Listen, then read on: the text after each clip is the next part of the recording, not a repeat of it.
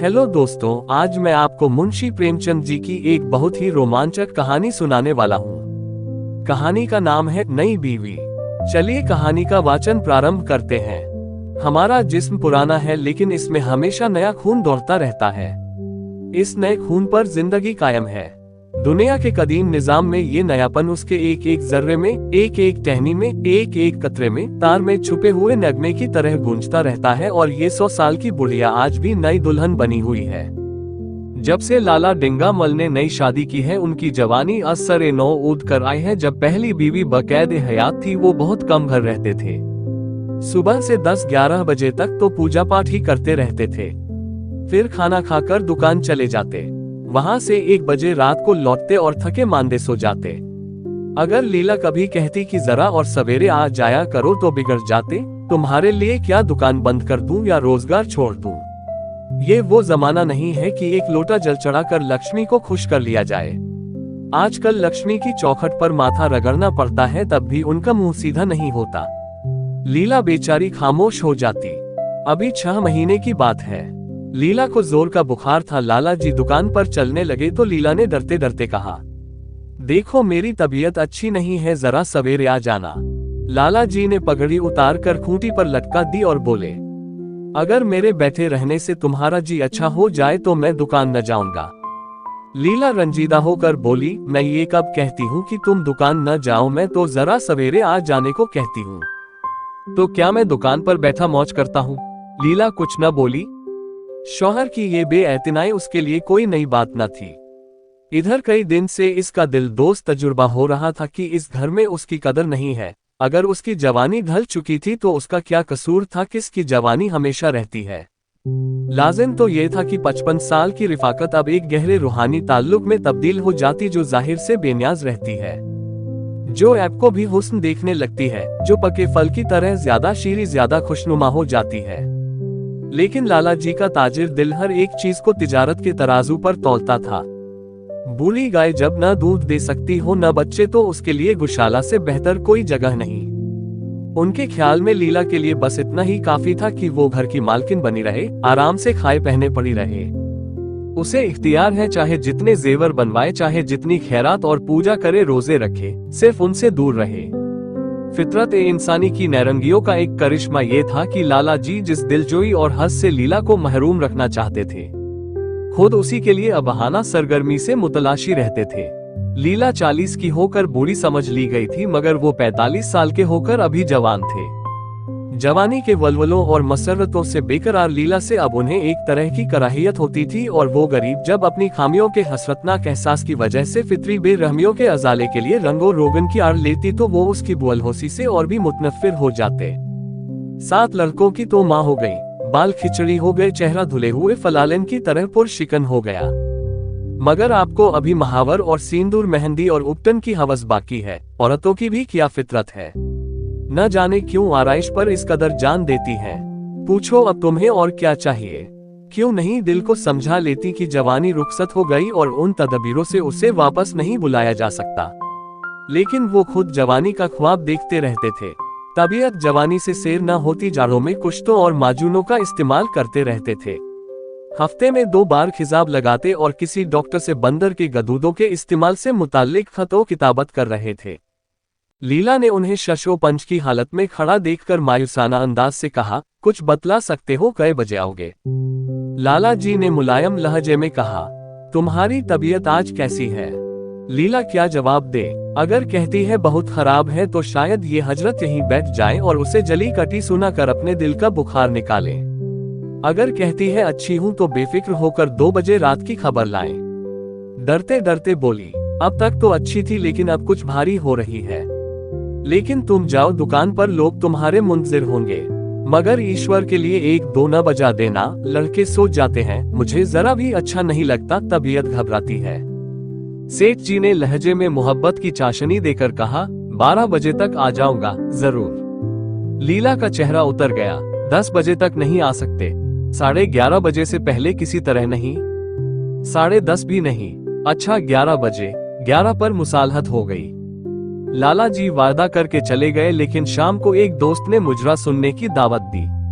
आप बेचारे इस दावत को कैसे रद्द करते? जब एक आदमी आपको खातिर से बुलाता है तो ये कहाँ की इंसानियत है कि आप उसकी दावत नामंजूर कर दें। वो आपसे कुछ मांगता नहीं, आपसे किसी तरह की रियायत का ख्वास्तगार नहीं, महज दोस्ताना बेतकल्लुफी से आपको अपनी बज़्म में शिरकत की दावत देता है। आप पर उसकी दावत कबूल करना जरूरी हो जाता है। घर के जंजाल से किसे फुर्सत है? एक न एक काम तो रोज लगा ही रहता है। कभी कोई बीमार है, कभी मेहमान आए हैं, कभी पूजा है, कभी कुछ कभी कुछ। अगर आदमी ये सोचे कि घर से बेफिक्र होकर जाएंगे तो उसे सारे दोस्ताना मरासिम मुनक़ते कर लेने पड़ेंगे। उसे शायद ही घर से कभी फरागत नसीब हो। लाला जी मुजरा सुनने चले गए तो 2 बजे लौटे। आते ही अपने कमरे की घड़ी की सुइयां पीछे कर दी, लेकिन 1 घंटा से ज्यादा की गुंजाइश किसी तरह न निकाल सके। 2 को 1 तो कह सकते हैं, घड़ी की तेजी के सर इल्जाम रखा जा सकता है, लेकिन 2 को 12 नहीं कह सकते। चुपके से आकर नौकर को जगाया। खाना खाकर आए थे, अपने कमरे में जाकर लेट रहे। लीला उनकी राह देखती, हर लम्हा दर्द और बेचैनी की बढ़ती हुई शिद्दत का एहसास करती, न जाने कब सो गई थी। उसको जगाना सोए फितना को जगाना था। गरीब लीला इस बीमारी से जामबर न हो सकी। लाला जी को उसकी वफात का बेहद रूहानी सदमा हुआ। दोस्तों ने ताजियत के तार भेजे। कई दिन ताजियत करने वालों का तांता बंधा रहा। एक रोजाना अखबार ने मरने वाली की कसीदा ख्वानी करते हुए उसकी दिमागी और इखलाकी खूबियों की मुबालगा आमेज तस्वीर खींची। लाला जी ने उन सब हमदर्दों का दिली शुक्रिया अदा किया और उनके खुलूस व वफादारी का इजहार जन्नत नसीब लीला के नाम से लड़कियों के लिए 5 वजीफे कायम करने की सूरत में नमूदार हुआ। वो नहीं मरी साहिब, मैं मर गया। जिंदगी की शम्मा ए हिदायत गुल हो गई। अब तो जीना और रोना है। मैं तो एक हकीर इंसान था। न जाने किस कार खैर के सिले में मुझे ये नेमत बारगाह अज़दी से अता हुई थी। मैं तो उसकी परस्तिश करने के काबिल भी न था, वगैरह। 6 महीने की उजलत और नफ्सकुशी के बाद लाला डेंगामल ने दोस्तों के इसरार से दूसरी शादी कर ली। आखिर गरीब क्या करते? जिंदगी में एक रफीका की जरूरत तो जब ही होती है जब पांव में खड़े होने की ताकत नहीं रहती। जब से नई बीवी आई है, लाला जी की जिंदगी में हैरत अंगेज इनकिलाब हो गया है। दुकान से अब उन्हें इस कदर इन्हिमाक नहीं है। मुतवातिर हफ्तों न जाने से भी उनके कारोबार में कोई हर्ज वाक़े नहीं होता। जिंदगी से लुत्फ अंदोज होने की सलाहियत जो उनमें रोज बरोज मुजमहिल होती जाती थी, अब ये तरशा पाकर फिर सरसब्ज हो गई है। उसमें नई नई कोम्पलें फूटने लगी हैं। मोटर नया आ गया है, कमरे नए फर्नीचर से आरास्ता कर दिए गए हैं, नौकरों की तादाद में माकूल इजाफा हो गया है, रेडियो भी लगा दिया गया है। लाला जी की बूढ़ी जवानी जवानों से भी ज्यादा पुरजोश और वल्वला अंगेज हो रही है। उसी तरह जैसे बिजली की रोशनी चांद की रोशनी से ज्यादा शफ्फाफ और नजर फ्रेब होती है, लाला जी को उनके अहबाब उनकी इस जवान तबई पर मुबारकबाद देते हैं तो वो तफाखुर के अंदाज से कहते हैं, भाई हम तो हमेशा जवान रहे और हमेशा जवान रहेंगे। बुढ़ापा मेरे पास आए तो उसके मुंह पर स्याही लगाकर गधे पर उल्टा सवार करके शहर बदर कर दूं। जवानी और बुढ़ापे को लोग न जाने उम्र से क्यों मंसूब करते हैं। जवानी का उम्र से इतना ही ताल्लुक है जितना मजहब का अखलाक से, रुपये का ईमानदारी से, हुस्न का आराइश से। आजकल के जवानों को आप जवान कहते हैं। अरे साहिब, मैं उनकी 1000 जवानियों को अपनी जवानी के 1 घंटा से न तब्दील करूं। मालूम होता है जिंदगी में कोई दिलचस्पी ही नहीं, कोई शौक ही नहीं। जिंदगी क्या है, गले में पड़ा हुआ ढोल है। यही अल्फाज वो कुछ जरूरी तरमीम के बाद आशा देवी के लोहे दिल पर नक्श करते रहते हैं। इससे हमेशा सिनेमा, थिएटर, सैर ए दरिया के लिए इसरार करते हैं, लेकिन आशा न जाने क्यों इन दिलचस्पियों से जरा भी मुतासिर नहीं। वो जाती तो है मगर बहुत इसरार के बाद। एक दिन लाला जी ने आकर कहा, चलो आज बजरे पर दरिया के सैर कराएं। बारिश के दिन थे, दरिया चढ़ा हुआ था। अब की कतारें बैन उल अक़वामी फौजों की सी रंग बिरंग वर्दियां पहने आसमान पर कवायद कर रही थी। सड़क पर लोग मलार और 12 मासे गाते चले जा रहे थे। बागों में झूले पड़ गए थे। आशा ने बेदिली से कहा, मेरा तो जी नहीं चाहता। लाला जी ने तादीब आमेज इसरार से कहा, तुम्हारी कैसी तबीयत है जो सैर ओ तफरीह की जानिब माइल नहीं होती। आप जाएं, मुझे और कई काम करने हैं। काम करने को ईश्वर ने आदमी दे दिए हैं, तुम्हें काम करने की क्या जरूरत है। महाराज अच्छा सालन नहीं पकाता, आप खाने बैठेंगे तो यूं ही उठ जाएंगे। आशा अपनी फुर्सत का बेशतर हिस्सा लाला जी के लिए एनवॉय शाम के खाने पकाने में सर्फ करती थी। किसी से सुन रखा था कि एक खास उम्र के बाद मर्दों की जिंदगी की खास दिलचस्पी लज्जत ए जबान रह जाती है। लाला जी के दिल की कली खिल गई। आशा को उनसे किस कद्र मोहब्बत है कि वो सैर को उनकी खिदमत पर कुर्बान कर रही है। एक लीला थी कि कहीं जाऊं पीछे चलने को तैयार, पीछा छुड़ाना मुश्किल हो जाता था। बहाने करने पड़ते थे, ख्वाह मखाह सर पर सवार हो जाती थी और सारा मजा किरकिरा कर देती थी। बोले, तुम्हारी भी अजीब तबीयत है, अगर एक दिन सालन बेमजा ही रहा तो ऐसा क्या तूफान आ जाएगा? तुम इस तरह मेरे रईसाना चोंचलों का लिहाज करती रहोगी तो मुझे बिल्कुल आराम तलब बना दोगी। अगर तुम न चलोगी तो मैं भी न जाऊंगा। आशा ने जैसे गले से फंदा छुड़ाते हुए कहा, आप भी तो मुझे इधर उधर घुमाकर मेरा मिजाज बिगाड़े देते हैं। ये आदत पड़ जाएगी तो घर के धंधे कौन करेगा? लाला जी ने फ्याजाना लहजे में कहा, मुझे घर के धंधों की जर्रा बराबर परवाह नहीं है, बाल की नोक बराबर भी नहीं। मैं चाहता हूँ कि तुम्हारा मिजाज बिगड़े और तुम इस घर की चक्की से दूर हो और मुझे बार बार आप क्यों कहती हो। मैं चाहता हूँ तुम मुझे तुम कहो, मोहब्बत की गालियाँ दो, गुस्से की सलवातें सुनाओ, लेकिन तुम मुझे आप कहकर जैसे देवता के सिंहासन पर बिठा देती हो। मैं अपने घर में देवता नहीं, शरीर छोकरा बनकर रहना चाहता हूँ। आशा ने मुस्कुराने की कोशिश करके कहा, ए नौज, भला मैं आपको तुम कहूंगी? तुम बराबर वालों को कहा जाता है या बड़ों को? मुनीम जी ने 1 लाख के घाटे की पुरमलाल खबर सुनाई होती तब भी लाला जी को शायद इतना सदमा न होता जितना कि आशा के इन भोले भोले अल्फाज से हुआ। उनका सारा जोश, सारा वलवला ठंडा पड़ गया, जैसे बर्फ की तरह मुंजमद हो गया।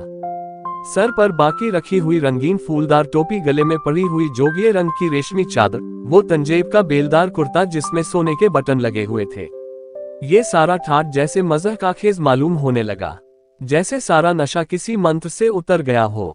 दिल शिकस्ता होकर बोले, तो तुम्हें चलना है या नहीं? मेरा जी नहीं चाहता तो मैं भी न जाऊं। मैं आपको कब मना करती हूँ? फिर आप कहा। आशा ने जैसे अंदर से जोर लगा कर कहा, तुम, और उसका चेहरा शर्म से सुर्ख हो गया। हाँ, इसी तरह तुम कहा करो। तो तुम नहीं चल रही हो? अगर मैं कहूँ कि तुम्हें चलना पड़ेगा तब चलूंगी। आपके हुक्म की पाबंदी मेरा फर्ज है। लाला जी हुक्म न दे सके। फर्ज और हुक्म जैसे लफ्ज से उनके कानों में खराश सी होने लगी कि सियाने होकर बाहर चले। उस वक्त आशा को उन पर रहम आ गया। बोली, तो कब तक लौटोगे? मैं नहीं जा रहा हूँ। अच्छा, तो मैं भी चलती हूँ। जिस तरह कोई जिद्दी लड़का रोने के बाद अपनी मतलूबा चीज पाकर उसे पैरों से ठुकरा देता है, उसी तरह लाला जी ने रोना मुंह बनाकर कहा, तुम्हारा जी नहीं चाहता तो न चलो, मैं मजबूर नहीं करता। आप नहीं, तुम बुरा मान जाओगे। आशा सैर करने गई, लेकिन उमंग से नहीं, जो मामूली साड़ी पहने हुए थी वही पहने चल खड़ी हुई। न कोई नफीस साड़ी, न कोई मुरस्सा जेवर, न कोई सिंगार जैसे बेवा हो। ऐसी ही बातों से लाला जी दिल में झुंझला उठते थे। शादी की थी, जिंदगी का लुत्फ उठाने के लिए झिलमिलाते हुए चिराग में तेल डालकर उसे रोशन करने लिए। अगर चिराग की रोशनी तेज न हुई तो तेल डालने से क्या फायदा? न जाने उसकी तबीयत क्यों इस कदर खुश्क और अफसुदा है, जैसे कोई उसर का दरख्त हो कि कितना ही पानी डालो उसमें हरी पत्तियों के दर्शन ही नहीं होते। जड़ाऊ जेवरों के भरे हुए संदूक रखे हैं, कहां कहां से मंगवाए, दिल्ली से, कलकत्ते से, फ्रांस से, कैसी कैसी बेशकीमती साड़ियां रखी हुई हैं। एक नहीं सैकड़ों, मगर संदूक में कीड़ों की खुराक बनने के लिए। गरीब खानदान की लड़ाइयों में यही ऐब होता है, उनकी निगाह हमेशा तंग रहती है। न खा सके, न पहन सके, न दे सके, उन्हें तो खजाना भी मिल जाए तो यही सोचती रहेंगी कि भला उसे खर्च कैसे करें। दरिया की सैर तो हुई मगर कुछ लुत्फ न आया। कई माह तक आशा की तबीयत को उभारने की नाकाम कोशिश करके लाला जी ने समझ लिया कि ये मुहर्रम की पैदाइश है, लेकिन फिर भी बराबर मशक जारी रखी।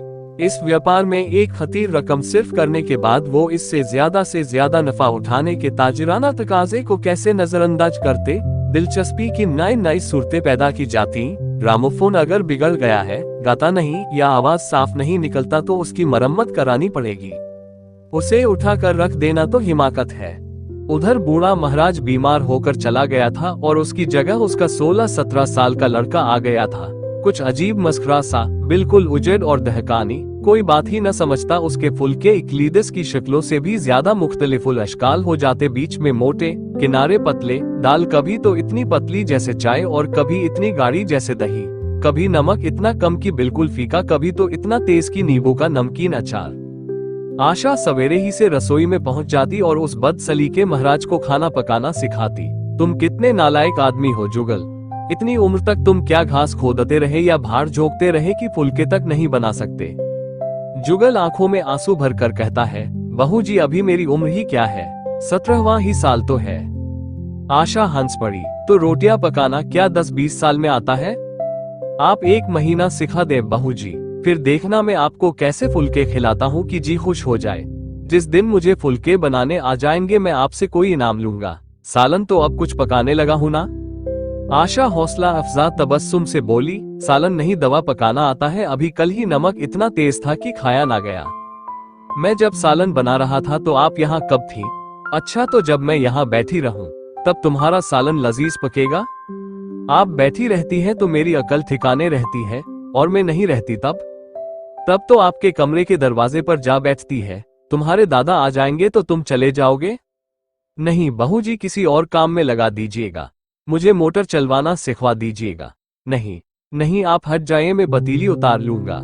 ऐसी अच्छी साड़ी आपकी कहीं दाग लग जाए तो क्या हो? दूर हो, फूहड़ तो तुम ही हो, कहीं पतीली पैर पर गिर पड़े तो महीनों झेलोगे। जुगल अफसुदा हो गया, नहीफ चेहरा और भी खुश्क हो गया। आशा ने मुस्कुरा कर पूछा, क्यों मुंह क्यों लटक गया सरकार का? आप डांट देती हैं बहू जी तो मेरा दिल टूट जाता है। सेठ जी कितना ही घुड़की दे मुझे जरा भी सदमा नहीं होता। आपकी नजर कड़ी देखकर जैसे मेरा खून सर्द हो जाता है। आशा ने तशफी दी, मैंने तुम्हें डांटा नहीं, सिर्फ इतना ही कहा कि कहीं पतीली तुम्हारे पांव पर गिर पड़े तो क्या होगा? हाथ तो आपका भी है, कहीं आपके हाथ से ही छूट पड़े तब? सेठ जी ने रसोई के दरवाजे पर आकर कहा, आशा जरा यहाँ आना, देखो तुम्हारे लिए कितने खुशनुमा गमले लाया हूँ। तुम्हारे कमरे के सामने रखे जाएंगे। तुम वहाँ धुएं धक्कड़ में क्या परेशान हो रही हो? लौंडे को कह दो कि महाराज को बुलाए, वरना मैं कोई दूसरा इंतजाम कर लूंगा। महाराज की कमी नहीं है, आखिर कब तक कोई रियायत करे? इस गधे को जरा भी तो तमीज ना आए। सुनता है जुगल, आज लिख दे अपने बाप को। चूल्हे पर तवा रखा हुआ था, आशा रोटियां बेल रही थी, जुगल तवे को लिए रोटियों का इंतजार कर रहा था। ऐसी हालत में भला वो कैसे गमले देखने जाती?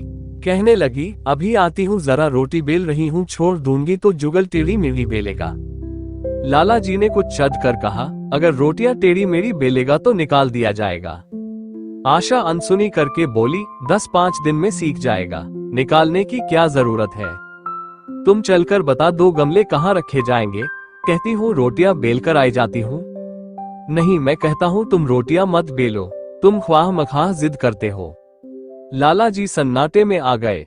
आशा ने कभी इतनी बेइल्तिफाती से उन्हें जवाब न दिया था, और ये महज बेइल्तिफाती न थी, इसमें तुर्शी भी थी। खफीफ होकर चले गए। उन्हें गुस्सा ऐसा आ रहा था कि इन गमलों को तोड़कर फेंक दें और सारे पौधों को चूल्हे में डाल दें।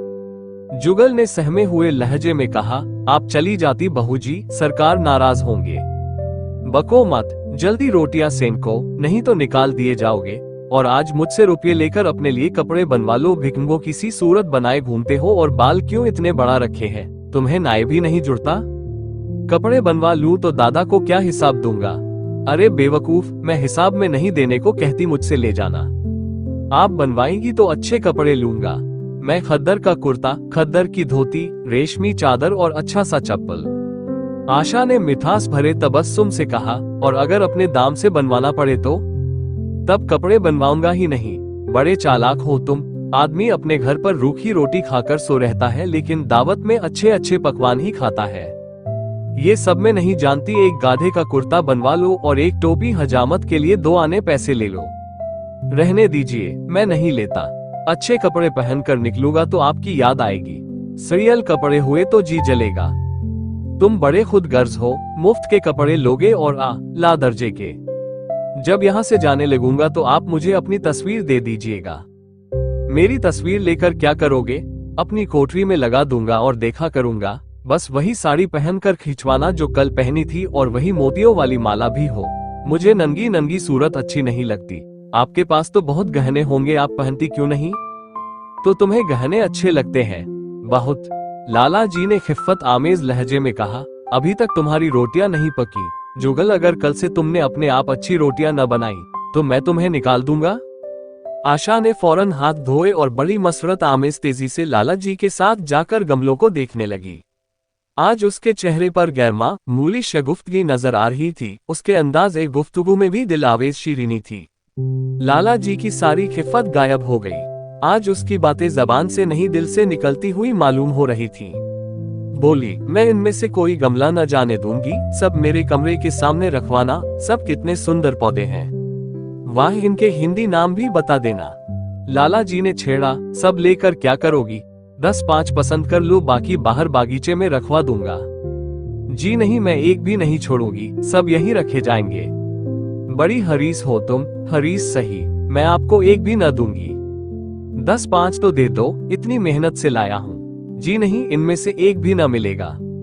दूसरे दिन आशा ने अपने को जेवरों से खूब आरास्ता किया और फीरोजी साड़ी पहनकर निकली तो लाला जी की आंखों में नूर आ गया। अब उनकी आशिकाना दिलजोइयों का कुछ असर हो रहा है जरूर, वरना उनके बार बार तकाजा करने पर, मिन्नत करने पर भी उसने कोई जेवर न पहना था। कभी कभी मोतियों का हार गले में डाल लेती थी, वो भी बेदिली से। आज उन जेवरों से मुरस्सा होकर वो फूली नहीं समाती, इतराती जाती है। गोया कहती है, देखो मैं कितनी हसीन हूँ, पहले जो कली थी वो आज खिल गई है। लाला साहिब पर घरों का नशा चढ़ा हुआ है। वो चाहते हैं उनके अहबाब और इज्जा आकर इस सोने की रानी के दीदार से अपनी आंखें रोशन करें, देखें कि उनकी जिंदगी कितनी पुरलुत्फा है। जो अनवाओ इकसाम के शकूक दुश्मनों के दिलों में पैदा हुए थे, आंखें खोलकर देखे कि एतमाद, रवादारी और फिरासत ने कितना खुलूस पैदा कर दिया है। उन्होंने तजवीज की, चलो कहीं सैर कराएं, बड़ी मजेदार हवा चली रही है। आशा इस वक्त कैसे आ सकती है, अभी उसे रसोई जाना है, वहां से कहीं 12-1 बजे तक फुर्सत मिले, फिर घर के काम धंधे सर पर सवार हो जाएंगे। उसे कहाँ फुर्सत है। फिर कल से उसके कलेजे में कुछ दर्द भी हो रहा है, रह रहकर दर्द उठता है, ऐसा दर्द कभी न होता था। रात ना जाने क्यों दर्द होने लगा। सेठ जी एक बात सोचकर दिल ही दिल में फूल उठे, वो गोलियां रंगला रही हैं। राज वैद्य ने आखिर कहा भी था कि जरा सोच समझकर इसका इस्तेमाल कीजिएगा, क्यों ना हो खानदानी वैद्य है। उसका बाप महाराजा बनारस का मुआलिज था, पुराने मुजर्रिब नुस्खे हैं उसके पास। चेहरे पर सरासीनगी का रंग भर कर पूछा, तो रात ही से दर्द हो रहा है, तुमने मुझसे कहा नहीं, वरना वैद्य जी से कोई दवा मंगवा देता। मैंने समझा था कि आप अच्छा हो जाएगा, मगर अब बढ़ रहा है। कहाँ दर्द हो रहा है, जरा देखूं तो कुछ आमास तो नहीं है। सेठ जी ने आशा के आंचल की तरफ हाथ बढ़ाया। आशा ने शर्मा कर सर झुका लिया और बोली, यही तुम्हारी शरारत मुझे अच्छी नहीं लगती, जाकर कोई दवा ला दो। सेठ जी अपनी जवामदी का ये डिप्लोमा पाकर उससे कहीं ज्यादा महजूज हुए जितना शायद राय बहादुरी का खिताब पाकर होते। अपने इस कारे नुमाया की दाद लिए बगैर उन्हें कैसे चैन हो जाता। जो लोग उनकी शादी से मुताल्लिक शुभ आमेज सरगोशियां करते थे, उन्हें जग देने का कितना नादिर मौका हाथ आया है। पहले पंडित भोलानाथ के घर पहुंचे और बादल दर्दमंद बोले, मैं तो भाई सख्त मुसीबत में मुब्तला हो गया, कल से उनके सीने में दर्द हो रहा है, कुछ अक्ल काम नहीं करती, कहती है ऐसा दर्द पहले कभी नहीं हुआ था। भोलानाथ ने कुछ ज्यादा हमदर्दी का इजहार नहीं किया, बोले हवा लग गई होगी। और क्या? सेठ जी ने उनसे इख्तिलाफ किया, पंडित जी हवा का फसाद नहीं है, कोई अंदरूनी शिकायत है, अभी कमसिन है ना, राज वैद्य से कोई दवा ले लेता हूँ। मैं तो समझता हूँ आप अच्छा हो जाएगा, आप बात नहीं समझते, यही आप में नुक्स है। आपका जो ख्याल है वो बिल्कुल गलत है, मगर खैर दवा लाकर दीजिए और अपने लिए भी दवा लेते आएगा। सेठ यहाँ से उठकर अपने दूसरे दोस्त लाला फाग मिल के पास पहुंचे और उनसे भी करीब उन्हीं अल्फाज में पुरम लाल खबर कही। फाग मल बड़ा शुहदा था, मुस्कुरा कर बोला, मुझे तो आपकी शरारत मालूम होती है, मैं अपना दुख सुना रहा हूँ और तुम्हें मजाक सूझता है, जरा भी इंसानियत तुम में नहीं है। मैं मजाक नहीं कर रहा हूँ, भला इसमें मजाक की क्या बात है, वो है कमसिन, नाजुक इंदाम, आप ठहरे आजम उदाकार, मर्दे मैदान, बस अगर ये बात न निकले तो मूंछे मुंडवा डालूं। सेठ जी ने मतीन सूरत बनाई, मैं तो भाई बड़ी एहतियात करता हूँ, तुम्हारे सर की कसम। जी रहने दीजिए, मेरे सर की कसम न खाइए, मेरे भी बाल बच्चे हैं, घर का अकेला आदमी हूँ, किसी कातिया दवा का इस्तेमाल कीजिए। उन्हें राज वैद्य से कोई दवा लिए लेता हूँ, इसकी दवा वैद्य जी के पास नहीं आपके पास है। सेठ जी की आंखों में नूर आ गया, शबाब का एहसास पैदा हुआ और इसके साथ चेहरे पर भी शबाब की झलक आ गई, सीना जैसे कुछ फराक हो गया। चलते वक्त उनके पैर कुछ ज्यादा मजबूती से जमीन पर पड़ने लगे और सर की टोपी भी खुदा जाने क्यों कज हो गई। बुशरे से एक बागपन की शान बरस रही थी। राजवैद्य ने मुज़ा-ए-जाफिज़ा सुनाया तो बोले, मैंने कहा था जरा सोच समझकर उन गोलियों का इस्तेमाल कीजिएगा। आपने मेरी हिदायत पर तवज्जो न की। जरा महीने 2 महीने उनका इस्तेमाल कीजिए और परहेज के साथ रहिए, फिर देखिए उनका एजाज। अब गोलियां बहुत कम रही हैं, लूट मची रहती है, लेकिन उनका बनाना इतना मुश्किल और दिक्कत तलब है कि एक बार खत्म हो जाने पर महीनों तैयारी में लग जाते हैं। हजारों बूटियां हैं, कैलाश नेपाल और तिब्बत से मंगानी पड़ती हैं, और उसका बनाना तो आप जानते हैं कितना लोहे के चने चबाना है। आप एहतियातन एक शीशी लेते जाइए। जुगल ने आशा को सर से पांव तक जगमगाते देखकर कहा, बस बहू जी आप इसी तरह पहने ओढ़े रहा करें, आज मैं आपको चूल्हे के पास न आने दूंगा। आशा ने शरारत आमेज नजरों से देखकर कहा, क्यों आज ये सख्ती क्यों? कई दिन तो तुमने मना नहीं किया। आज की बात दूसरी है, जरा सुनूं तो क्या बात है? मैं डरता हूं कहीं आप नाराज न हो जाएं। नहीं नहीं कहो, मैं नाराज न होंगी। आज आप बहुत सुंदर लग रही हैं। लाला गंगामल ने सैकड़ों ही बार आशा के हुस्न और अंदाज की तारीफ की थी, मगर उनकी तारीफ में उसे तसन्नो की बू आती थी। वो अल्फाज उनके मुंह से कुछ इस तरह से लगते थे जैसे कोई हिजड़ा तलवार लेकर चले।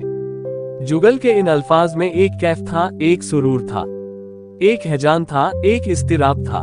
आशा के सारे जिस्म में रशा आ गया, आंखों में जैसे नशा छा जाए।